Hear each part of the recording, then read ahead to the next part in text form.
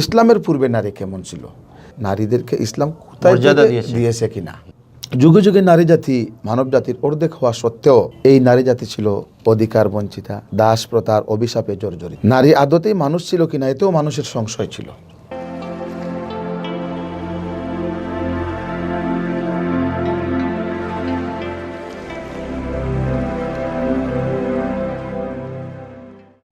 আলহামদুলিল্লাহি রাব্বিল আলামিন ওয়াসসালাতু ওয়াসসালামু আলা সাইয়্যিদিল মুরসালিন ওয়া আলিহি ওয়া আসহাবিহি ওয়া আহলি বাইতিহি আজমাইন। আম্মা বা'দু ফাআউযু বিল্লাহি মিনাশ শাইতানির রাজীম। বিসমিল্লাহির রহমানির রহিম। আর-রিজালু কাওয়ামুনা আলান নিসা। সাদাকাল্লাহুল আযীম। বাংলা ভিউ টিভি চ্যানেলের নিয়মিত ইসলামিক অনুষ্ঠান হেরার জ্যোতি, দেশ বিদেশ থেকে আমাদের টিভির পর্দায় যারা আছেন সবাইকে জানাই আন্তরিক মোবারকবাদ। আসসালামু আলাইকুম ওয়া রাহমাতুল্লাহ। সম্মানিত দর্শকবৃন্দ, আজ আমরা প্রতিদিনের মতো নতুন একটি বিষয় নিয়ে আলোচনা করব। বিষয়টি হচ্ছে অত্যন্ত ব্যাপক। বিষয়ের শিরোনামটি আমরা এভাবে নির্বাচিত করেছি, নারীর মর্যাদা ও অধিকার প্রতিষ্ঠায় বিশ্বনবী মুহাম্মদুর রাসূলুল্লাহ সাল্লাল্লাহু আলাইহি ওয়াসাল্লাম। আমাদের জাতীয় কবি কাজী নজরুল ইসলাম বলেছিলেন, বিশ্বে যা কিছু আছে চিরকল্যাণকর, অর্ধেক তার করিয়াছে নারী, অর্ধেক তার নর। সেই হিসাবে এই নারী জাতি আমাদের সম্মানের জাতি, মর্যাদার জাতি, মায়ের জাতি, বোনের জাতি। এদেরকে আমরা সম্মান করতে হবে। এই সম্মানটা কিভাবে করতে হবে? আমাদের ইসলাম ধর্ম যেভাবে আমাদেরকে শিক্ষা দিয়েছে সেভাবে করতে হবে। নারীর অধিকার প্রতিষ্ঠা করতে হবে যেভাবে ইসলাম ধর্ম আমাদেরকে শিক্ষা দিয়েছে। এই গুরুত্বপূর্ণ বিষয়ে এবং স্পর্শকাতর বিষয়ে আলোচনা পেশ করার জন্য আমাদের স্টুডিওতে আমন্ত্রণ জানিয়েছি আজকের অতিথি। আপনারা ওনাকে আরও দেখছেন, গুরুত্বপূর্ণ তাত্ত্বিক আলোচনা করেছেন। বাংলাদেশ জাতীয় ইমাম সমিতি সিলেট মহানগরীর সম্মানিত জয়েন্ট সেক্রেটারি এবং ইমাম সমিতি ইফতা বোর্ডের সম্মানিত সদস্য সচিব হযরত মাওলানা মুফতি আব্দুর রহমান শাহজাহান। আসসালামু আলাইকুম ওয়া রাহমাতুল্লাহি ওয়া বারাকাতুহু। ওয়া আলাইকুম আসসালাম ওয়া রাহমাতুল্লাহ। আপনি ভালো আছেন? আলহামদুলিল্লাহ। আপনার বাসার সবাই ভালো? আলহামদুলিল্লাহ। শারীরিক অবস্থা ভালো? আলহামদুলিল্লাহ, আল্লাহ তাআলা। আচ্ছা, যাই হোক, মুফতি সাহেব আপনাকে ধন্যবাদ। আপনি আমাদেরকে সময় দেন এবং গুরুত্বপূর্ণ কথাগুলা এখানে উপস্থাপন করেন। এই কথাগুলা আমরা হয়তো থাকবো না, কিন্তু প্রযুক্তির মাধ্যমে এই কথাগুলো অনেক দিন থাকবে। আপনাকে আমরা বারবার কষ্ট দিই এবং আপনিও সুন্দর উপস্থাপন করেন। আল্লাহ পাক রব্বুল আলামিনের কৃতজ্ঞতা এবং শুকরিয়া আদায় করছি। সম্মানিত দর্শকবৃন্দ, ইসলাম একটি পরিপূর্ণ জীবন বিধান। এই জীবন বিধানে রয়েছে পরিবার থেকে শুরু করে, ব্যক্তি থেকে শুরু করে আন্তর্জাতিক পরিমণ্ডল পর্যন্ত সকল বিষয়ে সকল সমস্যার সমাধান। তাই নারী অধিকার এই বিষয়টি বর্তমান সমাজে একটি আলোচিত বিষয় এবং এই অধিকার প্রতিষ্ঠা করার জন্য আমাদের দেশ সরকার এবং আধুনিক এবং জাগতিক শিক্ষায় যারা শিক্ষিত, প্রগতির যারা ধ্বজাধারী, তারা নারী অধিকারকে প্রতিষ্ঠা করতে চায়। কিন্তু ইসলাম যে নারীর অধিকার দিয়েছে সে বিষয়টা আমরা তত বেশি খেয়াল না করে আমরা আমাদের মতো নারীদেরকে অধিকার দিতে চাই। এ ব্যাপারে মুফতি সাহেবের কাছ থেকে আমরা জানতে চাইব যে বিশ্বনবী সাল্লাল্লাহু আলাইহি সাল্লাম আসার আগে, নবুয়তি পাওয়ার আগে এ দুনিয়ায় নারী ছিল, পুরুষও ছিল, কিন্তু বিভিন্ন ধর্মে বা বিভিন্ন সমাজে এই নারীদের অবস্থান কেমন ছিল সে বিষয় নিয়ে আপনি একটু আলোচনা করুন। নাহমাদুহু ওয়া নুসাল্লি আলা রাসূলিহিল কারীম, আম্মা বা'দ, ফাআউযু বিল্লাহি মিনাশ শাইতানির রাজীম। বিসমিল্লাহির রহমানির রহিম। ক্বালা তাআলা, ওয়া মান ইয়া'মাল মিনাস সালিহাতি মিন যাকারিন আও উনসা ওয়া হুয়া মুমিন ফাউলাইকা ইয়াদখুলুনাল জান্নাতা ওয়া লা ইউযলামুনা নাকিরা।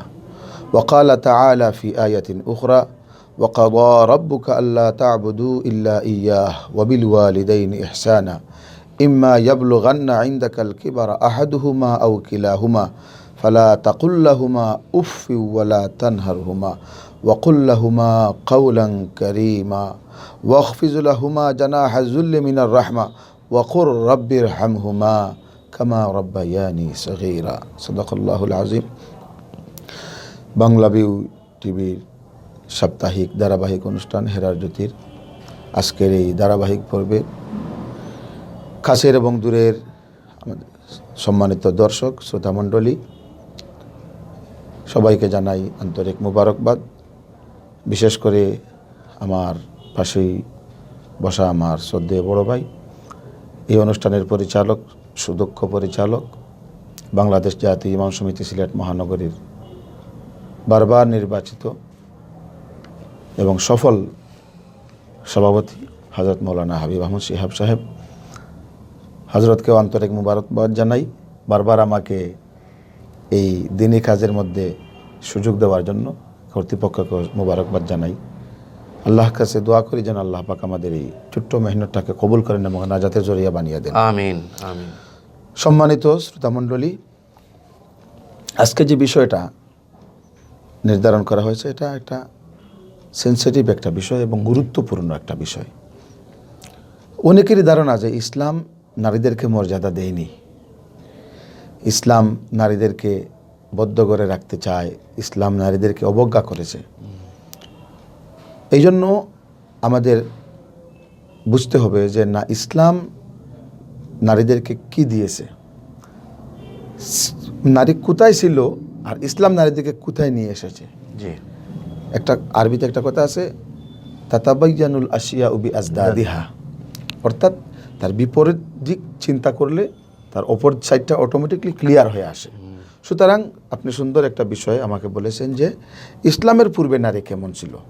একথাটা যদি আমরা সিদ্ধান্তে পৌঁছতে পারি তাহলে আমরা বুঝতে পারবো যে নারীদেরকে ইসলাম কোথায় দিয়েছে কিনা এবং বাস্তবে কি দিয়েছে, অন্যান্য ধর্মের মধ্যে কি ছিল, ইসলাম ধর্ম কি দিয়েছে। ইনশাল্লাহ আমরা আল্লাহ পাক রব্বুল আলামিন তৌফিক দিলে আলোচনার মধ্যে আমরা কম্পেয়ার করার চেষ্টা করব এবং ঐতিহাসিক দিক দিয়ে আমরা কিছু আলোচনা করার চেষ্টা করব। সম্মানিত দর্শকবৃন্দ, যুগে যুগে নারী জাতি মানব জাতির অর্ধেক হওয়া সত্ত্বেও এই নারী জাতি ছিল অধিকার বঞ্চিতা, দাস প্রথার অভিশাপে জর্জরিত। নারী আদতেই মানুষ ছিল কিনা এতেও মানুষের সংশয় ছিল। আল্লাহু আকবার। কিছু মানুষ এরা মানুষ হয়েও তাদের সঙ্গিনীদেরকে এর আসলেও মানুষ কিনা সন্দেহ করত। আমরা ইনশাল্লাহ আলোচনার সাপেক্ষে আমরা বুঝতে পারবো। তারা কি মানে মহিলারা, নারী জাতি আসলেও কি মানুষ, এটির মধ্যে একটা সংশয় থাকতো। এরই প্রেক্ষিতে ফ্রান্সের অনুষ্ঠিত খ্রিস্টান মণ্ডলীতে 586 খ্রিস্টাব্দে আচ্ছা, নারী জাতি সম্পর্কে একটা নারী জাতি সম্পর্কে মণ্ডলী এই সিদ্ধান্তে উপনীত হয় যে নারী মানুষ বটে, তবে সে পুরুষ জাতির সেবিকা রূপে সৃষ্ট হয়েছে। এটা তুহফাতুল আরুস 4th খণ্ডের, এটা 1981 নম্বর পৃষ্ঠার মধ্যে এটা উল্লেখ আছে। আচ্ছা, যে নারী, তারা বলতো যে নারী এটা মানুষ রূপে এসেছে, তবে আসলে পুরুষ জাতির সেবিকা। তাহলে এখানে সমান রাখে নাই এই খ্রিস্ট, অর্থাৎ যেভাবে একটা পরিবারের একজন তাকে মালিক বা আরেকজন তাকে কাজের বুয়া, এভাবে মানে এইভাবে মর্যাদার মধ্যে সমান তারা রাখে নাই, সামঞ্জস্য রাখে না। আলহামদুলিল্লাহ 610 খ্রিস্টাব্দে হেরার গুহায় ওহী নিয়ে যখন জিবরিল আসলেন এবং ইকরা বিসমির মাধ্যমে যখন জ্ঞানের আলো ছড়িয়ে দিলেন, মহানবী মুহাম্মদুর রাসূলুল্লাহ সাল্লাল্লাহু আলাইহি সাল্লামের মাধ্যমে যখন দীর্ঘ 23 বছরের কোরআন নাজিল হলো, দুনিয়ার অসংখ্য সমস্যা প্রবলেম সলভ করার সাথে সাথে এই যে নারী জাতি একটা নির্যাতিত, নিষ্পেষিত, নিপীড়িত, অবহেলিত ছিল, এদেরকেও ওই গর্ত থেকে, গহ্বর থেকে তাদেরকে উঠিয়ে নিয়ে এসেছে। তো আলহামদুলিল্লাহ ইসলাম পূর্বে দেশে দেশে বিভিন্ন দেশের মধ্যে নারীদেরকে বিভিন্নভাবে উপস্থাপন করা হতো এবং বিভিন্ন অ্যাঙ্গেলে তাদেরকে পণ্যের বস্তু হিসাবে, পণ্যের বস্তু হিসাবে নারীদেরকে ব্যবহার করা হতো। ইনশাআল্লাহ আমরা পর্যায়ক্রমে এগুলো আলোচনা করব। ইসলাম পূর্বে যুগে যুগে নারী গ্রিস যে দেশ, এই গ্রিকরা তাদের কাছে নারী জাতি ছিল এটা পণ্য বিশেষ। তারা মনে করতো এটা একটা পণ্য, অন্যান্য পণ্যের মতো, যা হস্তান্তরযোগ্য, অন্যের কাছে বিক্রয়যোগ্য। আল্লাহু আকবার। নারীকে অনিষ্টকর জীব বিবেচনা করা হতো। একজন পুরুষ যে কোনো সংখ্যার নারী রাখতে পারত। একটা পুরুষ যত ইচ্ছা তত নারী রাখতে পারত। মানে ভোগের বস্তু, এই জন্যই তো একটা মানুষ যেভাবে তার একাধিক জামা থাকতে পারে, সেভাবে একজন মহিলা বহু জামা থাকতে পারে, 40-50টাও থাকতে পারে, এইভাবে থাকতে পারতো এরা দেখতো। ঠিক তেমনি ভাবে যদি আমরা দেখি ইতালিয়ান ও রোম সাম্রাজ্যের মধ্যে নারীদেরকে কিভাবে দেখা হতো, ইতিহাস থেকে পাওয়া যায় যে রোমানদের মধ্যে বৈবাহিক পবিত্রতা একটি কুখ্যাত বস্তুতে পরিণত করেছিল তারা। যে বৈবাহিক সম্পর্কটা এরা একটা মানে সমাজের মধ্যে একটা কুখ্যাত বিষয় তারা পরিণত করছে। অর্থাৎ আসলে এটা বিবাহের যে একটা সৌন্দর্যতা আছে সেটা নষ্ট করে দিয়েছে। সাথে আবদ্ধ হওয়া একটা পুরুষের জন্য লজ্জার বিষয়। এমনকি তাদের কামনা বাসনা পিতা এবং প্রেমিকের আবদারের মাধ্যমে চরিতার্থ করতো তারা। বাস বাবার সাথে কথা বলতো যে আমি আপনার মেয়েকে বুক করতে, ঠিক আছে, কিছু টাকা দিত বিনিময়ে, বস কিছুদিন পরে তারা রেখে দিত। তারা উপবিবাহ, উপপত্নী রাখার প্রথা ছিল তাদের মধ্যে একাধিক। তো যখন প্রথম জন্মের সন্তানদেরকে মোটামুটি তারা সম্পদের অধিকার দিত, কিন্তু বাকি যারা এরপরে যাদেরকে রাখতো এদেরকে কোনো অধিকার দিত না। ঠিক তেমনিভাবে তাদের দেশের মধ্যে নোংরা বিবাহ প্রথা ছিল। অর্থাৎ এটা ওয়ান টাইম বা একদম সাময়িক বিবাহ, এভাবে কিছু বিবাহ তাদের দেশে ছিল। তাইলে বোঝা গেল নারীরা তাদের দেশের মধ্যে শুধুমাত্র একটা ভোগ বস্তু, ওয়ান টাইম, যেভাবে একটা মানুষ টিস্যু ব্যবহার করে ওয়ান টাইম যে কোনো জিনিস এইভাবে ব্যবহার করতো। যদি আমরা দেখি ইরান একটা সভ্যতার যুগের একটা সভ্য দেশ ছিল, কিন্তু তাদের মধ্যেও এই নারী নিপীড়নের অবস্থা এমন ছিল যে এমন নেক্কারজনক ছিল যে সমস্ত নারীর সাথে দাম্পত্য সম্পর্ক কোনো দেশেই বৈধ ছিল না, কিন্তু ইরানদের মধ্যে এই সম্পর্কটাও তাদের মধ্যে বৈধ ছিল।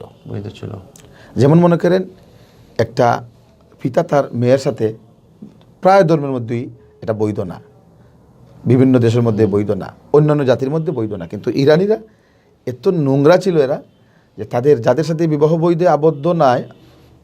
বন্ধনে আবদ্ধ হওয়া বৈধ নয়, অনেক ধর্মেই, কিন্তু তাদের মধ্যে এটা কি ছিল? বৈধ ছিল। যেমন তারা এগুলো বৈধ মনে করত। যেমন খ্রিস্টীয় ৫ম শতাব্দীর মাঝামাঝি ইরানের শাসনকারী সম্রাট ইয়াজদগির্দ সে নিজের আপন কন্যাকে বিবাহ করে, ঔরসজাত সন্তানকে সে বিবাহ করে এবং সে পরে তাকে হত্যাই করে ফেলে। আল্লাহু আকবার। অথচ সে একজন সম্রাট ছিল। এখন যদি রাজার এই অবস্থা হয় তাহলে বুঝেন আপনি প্রজাদের কি অবস্থা, দেশের অবস্থাটা কি হবে। ৬ষ্ঠ শতাব্দীতে ইরানের রাজত্বকারী বাহরাম চুটিন নামে একজন রাজা ছিল। সে আপন সহোদরা বোনের সাথে দাম্পত্য সম্পর্ক স্থাপন করে। আল্লাহু আকবার। তাদের রুচি এতই বিকৃত হয়ে গিয়েছিল যে তারা এই ধরনের বিবাহ বন্ধনকে তারা ইবাদত মনে করত। ইরানের ছিল এই অবস্থা। তখনকার যুগে তারা ছিল সবচেয়ে সভ্য জাতি। সভ্য জাতির যদি এই অবস্থা হয়, যারা বর্বর ছিল তাদের কি অবস্থা একটা অনুমানই করা যায়। ঠিক তেমনিভাবে যদি আমরা দেখি ভারতবর্ষে আরব উপদ্বীপ এবং বৃহত্তর ভারতবর্ষ তখন আসলে মূলত পৌত্তলিকদের মানে ঘোর অন্ধকারে নিমজ্জিত ছিল। পৌত্তলিকদের মানে তাদের আন্ডারেই ছিল এগুলা। তো তাদের মধ্যে ইতিহাস গ্রন্থের মধ্যে পাওয়া যায় তমদ্দুনে হিন্দ, একজন রাইটার এই দুইটা কিতাব লিখেছেন, একটা তমদ্দুনে হিন্দ আর তমদ্দুনে আরব। তো তমদ্দুনে হিন্দের মধ্যে মানে হিন্দুস্তানের কৃষ্টি কালচার সম্পর্কে উনি লিখছেন। তমদ্দুনে আরব মানে আরবের কৃষ্টি কালচার, দুইটা বই লিখছেন উনি। তো তমদ্দুনে হিন্দের মধ্যে সেখানে লেখেন যে উনি ফার্সি লেখক ছিলেন, যে গুস্তাবলি ভূ তিনি লিখেছেন, এ গ্রন্থে তিনি লিখেছেন যে মনু সংহিতার উল্লেখপূর্বক তিনি লিখেন যে মনুর অনুহিতায় নারী সর্বদাই দুর্বল ও অবিশ্বাসী বিবেচিত হতো এবং ঘৃণা ও অবজ্ঞার সঙ্গেই উল্লেখ হয়েছে সেখানে। মানে এদেরকে ঘৃণার চোখে দেখা হয়েছে, অবজ্ঞার দৃষ্টিতে দেখা হয়েছে, তুচ্ছ তাচ্ছিল্য তাদেরকে তাদের ইতিহাসের মধ্যে দেখা যায়। এই আরবের মধ্যে ভারতবর্ষের মধ্যে ছিল যে স্বামীর মৃত্যুর পর স্বামী গৃহে যে নারীগুলা তার স্বামীর মৃত্যুর পর স্বামী গৃহে সেবিকা এবং দেবরদের সেবাদাসী হিসাবে তারা বসবাস করতে হতো। এই অধিকার বিধানটা এমনই ছিল যে বিধবা নারীরা অসহায় হয়ে জীবনের পরিবর্তে তারা স্বামীর চিতায় আত্মহুতি দানপূর্বক সতীদাহ যেটা বলে সতীদাহ হওয়ার পন্থা তারা বেছে নিত, যে এই গুলামির জিন্দেগি এবং এই দাসত্ব জীবনের চেয়ে আমার আত্মহত্যাই ভালো। এই জন্য তাদের স্বামীদের চিতায় তাদেরকে নিজে বলিদান দিয়ে দিত। এমনিভাবে ওয়াক্টরলি বু লিখেন যে বিধবাদের স্বামীর সাথে সহমরণের উল্লেখ মনুসংহিতায় না থাকলেও ভারতবর্ষে এ প্রথা ব্যাপকভাবে প্রচলিত ছিল বলে প্রতীয়মান হয় ইতিহাসের মধ্যে। আজ থেকে 100 বছর আগেও ছিল, হ্যাঁ ছিল, কিন্তু এখন তাদের ধর্মের মধ্যে সংস্কার হয়েছে। এটাও তমদ্দুনে হিন্দ পৃষ্ঠা নম্বর 56 আবার পৃষ্ঠা নম্বর 238 মধ্যে এটা উল্লেখ আছে। আচ্ছা, এভাবে যুগে যুগে নারীদেরকে বিভিন্ন দেশের মধ্যে এভাবে অবহেলার দৃষ্টিতে দেখা হতো। যদি আমরা দেখি আরবের মধ্যে ইসলাম যেখান থেকে সূচনা হয়েছে, যদি ওই জায়গাটাও আমরা দেখি তাহলে দেখতে পাবো যে আরবে নারী জাতির অবস্থা এমন ছিল যে আরবে নারীদের যে ব্যভিচারের একটি এমন পর্যায়ে গিয়ে পৌঁছে গেছিল যে তাদের সম্পদকে অর্থাৎ তাদের মধ্যে যে সম্পদটা ছিল, সম্পদ থেকে তারা আরবরা নারীদেরকে বঞ্চিত করতো, তাদেরকে কোনো সম্পদের মালিক দিত না, মালিক বানাইতো না। তারা মনে করতো সম্পদের মালিক শুধু পুরুষরা থাকবে, মহিলারা শুধুমাত্র এমনি বুক করতে পারবে কিন্তু মালিক হবে না। ঠিক তেমনিভাবে তারা এই থিওরির উপরেই তারা ওয়ারিস হিসাবে কোনো সম্পদ মহিলাদেরকে তারা দিত না। এমনিভাবে অনেক খাবার ছিল এমন যে এগুলা ভালো ভালো খাবার যেগুলো এগুলো পুরুষরা খাবে, কোনো মহিলা এগুলা খেতে পারবে না। এভাবে তাদের মধ্যে এই বৈষম্যটা ছিল তাদের মধ্যে। এমনিভাবে পুরুষরা তাদের মধ্যে ছিল এমন যে পুরুষরা যত সংখ্যক বিবাহ করতে পারবে, কোনো মহিলা এভাবে বাধা দিতে পারবে না, শুধুমাত্র ভোগের বস্তু হিসাবে তারা মনে করত। এমনিভাবে সবচেয়ে বড় নেক্কারজনক এবং জঘন্যতম যে কাজ তারা করত, এরা এতই নোংরা এবং এতই মানবতার এত নিম্ন স্তরে নেমেছিল যে তারা নিজের ঘরে যদি কোনো কন্যা সন্তান জন্ম নিত তাদেরকে তারা জীবন্ত পুঁতে দিত, তারা কবর দিয়ে দিত। এটা ছিল আরবদের জন্য এটা অত্যন্ত লজ্জাজনক। হ্যাঁ, এটা আসছে যে এই জন্য তারা কন্যা সন্তানকে তারা তারা এভাবে, অর্থাৎ তখনকার যুগে নারীদেরকে তারা এমনভাবে রাফ ইউজ করতো বা এমনভাবে তারা ব্যবহার করতো যে একটা পিতা এটা মাইনা নিতে পারতো না যে আমার মেয়ে হবে আর আরবের ছেলেরা এভাবে বুক করবে। আমরা তো আরও দেখেছি যে কারো ঘরে যদি কোনো মেয়ে সন্তান জন্ম নিত তখন বাবা সমাজে মুখ দেখাতে পারতো না। কারণ এই কারণেই যে সে ভাবতো যে আমার মেয়ে হয়ে বিভিন্ন ধরনের বিভিন্ন পুরুষের কি ভোগের হবে, এই জন্য এই লজ্জাই তারা, আমার মনে হয় এই লজ্জাই তারা কি করতো, জীবন্ত কবর দিয়ে। অথচ বিশ্ব নবী সাল্লাল্লাহু আলাইহি ওয়াসাল্লাম বলেছেন কারো ঘরে যদি একটা মেয়ে জন্ম নেয়, লালন পালন করে সঠিকভাবে এবং পাত্রস্থ করে তাহলে তার জন্য একটা জান্নাত। আর এক সাহাবী বললেন, ইয়া রাসূলুল্লাহ, যদি দুইটা জান্নাত। এইভাবে ইনশাআল্লাহ এটাই কথা বলেছেন, জান্নাতের কথা বলেছেন। এভাবে ইনশাআল্লাহ আমি আলোচনা ইনশাআল্লাহ আসবে যে আবার আমি ইনশাআল্লাহ আলোচনা করব অন্যান্য ধর্মের মধ্যেও। তো দেখা গেছে শেষ পর্যন্ত একটা সাসা ইবনে নাজিয়া বলেন যে ইসলামের পূর্বকালে জীবন্ত কবর দেওয়া হবে এমন 300 কন্যা সন্তানের জীবন আমি অর্থের বিনিময়ে তাদেরকে আমি রক্ষা করেছি। 300। উনি হয়তো ওনার মানবতা মানবদরদী ছিলেন, যার কারণে উনি এইভাবে খবর নিতেন যে কোথায় কি কোনো কন্যা সন্তানকে জীবন্ত খবর দেওয়া হবে, তো উনি কিনে আনতেন, আইনা ওকে অন্যদিকে পাঠিয়ে দিতেন এবং বাঁচার একটা অধিকার দিয়ে দিতেন যে তুমি তো যেহেতু মাইরাই ফেলবা তো টাকা নিয়ে নাও আর আমার এটা দিয়ে দাও। এভাবে উনি 300 নিজ অর্থের বিনিময়ে 300 কন্যা সন্তানকে উনি কি করেছেন, জীবন দান করেছেন বলা যায়। এমনভাবে 300 জন যখন উনি রক্ষা করেছেন, তাইলে আরো কত খবর রচিত হয়েছে জীবন্ত। এবং আমরা তো জানিও এক সাহাবী, এমনকি ইতিহাস পাওয়া যায় অনেক পিতা ইসলাম কবর করার পরে আল্লাহ রসুলের সামনে এসে কেঁদে কেঁদে নিজের সন্তানকে, কন্যা সন্তানকে কবর দেওয়ার কাহিনীগুলা নিজেই বলেছেন, যেটা আমরা জানি যে আমি এভাবে খবর দিয়েছি আমার কন্যা সন্তানকে। বাবা মানে মিথ্যা প্রলোভন দিয়ে সন্তান যখন হঠাৎ করে এটা ঘটনাগুলো এমনভাবেই করতো যে যখন দেখা যেত যে বাবা হয়তো কোনো ব্যবসার কোনো প্রয়োজনে অথবা অন্য কোনো সফরের কারণে বাড়ি থেকে চলে গেছেন, আর তার স্ত্রী গর্ভবতী, এরই মধ্যে দেখা গেছে সন্তান জন্ম নিয়েছে, কিন্তু যদি দেখা যেত কন্যা সন্তান, এর মধ্যে দেখা যেত সন্তানটা একটু বড় হয়ে গেছে, তখন তারা আইসাও এটা বরদাস্ত করতো না, আবার ওই কন্যা সন্তানটাকে প্রলোচনা দিয়ে এবং মিথ্যা মানে অজুহাতে তাকে নিয়ে সাজিয়ে গুজিয়ে নিজ হাতে কবর দিয়ে চলে আসতো। তো এইভাবেই একজন সাহাবী আল্লাহ রাসূলের কাছে নিজে কেঁদে কেঁদে ওনার জীবনের এই ঘটনাটা বর্ণনা করেছেন। এইভাবে ইসলামের পূর্ব যুগের ইতিহাসটা আমি আপনার কাছে ধরে তুললাম। বিভিন্ন রাষ্ট্রের মধ্যে মুসলমান হওয়ার আগে, ইসলাম আসার আগের যুগের মধ্যে নারীরা কিভাবে কি ছিল, নির্যাতিত ছিল, নিপীড়িত ছিল, নিষ্পেষিত ছিল।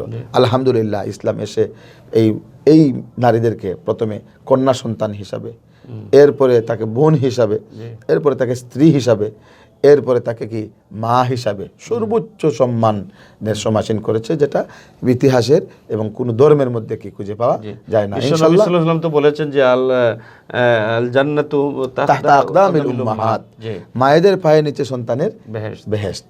এভাবে আল্লাহ পাক বলেছেন, আমি যে আয়াতটা আপনার সাথে তেলাওয়াত করেছি, এখানে নারী পুরুষের সমানভাবে অধিকার দিয়েছেন আল্লাহ পাক রব্বুল আলামিন বলেছেন, ওয়া কাযা রাব্বুকা আল্লা তা'বুদু ইল্লা ইয়াহু, আপনার রব এটা সিদ্ধান্ত দিয়েছেন যে আল্লাহ তা'বুদু ইল্লা ইয়াহ, যে আল্লাহর সাথে কাউকে শরীক করা যাবে না। ওয়াবিল ওয়ালিদাইনি, ওয়ালিদাইন মানে মাতা পিতা, একসাথে একটা শব্দ দিয়ে উল্লেখ করা হয়েছে।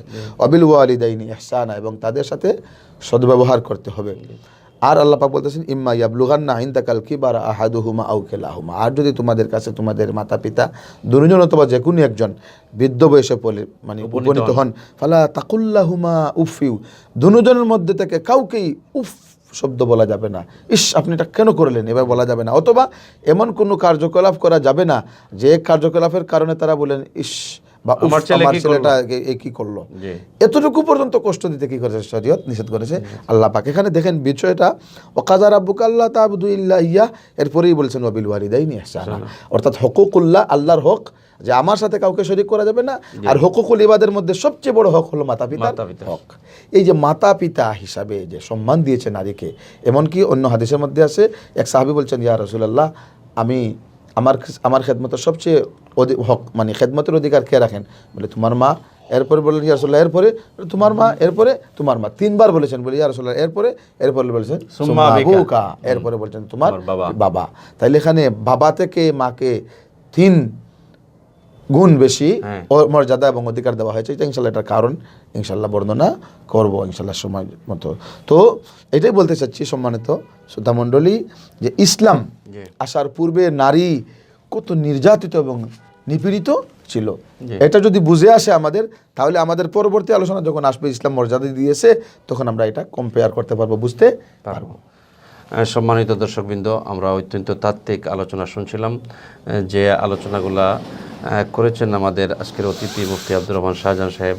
অনেক কিতাবের উল্লেখ করেছেন, পৃষ্ঠা সহ উল্লেখ করেছেন, এবং ইসলাম আসার আগে বিশ্বের বিভিন্ন দেশের যে সমস্ত অবস্থান, সে অবস্থানগুলো তুলে ধরলেন। আজকে ইউরোপ, আমেরিকা এবং আমাদের পার্শ্ববর্তী দেশ ভারত, সে ভারতের বিষয়টাও আমরা জানলাম। ইরান তৎকালীন সময়ে সভ্য একটা দেশ ছিল এবং শিক্ষিত একটা দেশ ছিল, তাদের অবস্থা আমরা জানলাম, এবং এই বিষয়টাও আমরা পরিষ্কার জানতে পারলাম যে একজন সাহাবীর নাম বলেছেন, যে সাহাবী উনি নিজে 300 জন মহিলাকে, 300 জন মেয়েকে মৃত্যুর হাত থেকে অর্থের বিনিময়ে বাঁচিয়েছেন। এটা ইসলামের সুশিক্ষাই দ্বারাই সম্ভব হয়েছে। এটা রাসূল করিম সাল্লাল্লাহু আলাইহি ওয়াসাল্লাম আসলে নিয়ে আসছেন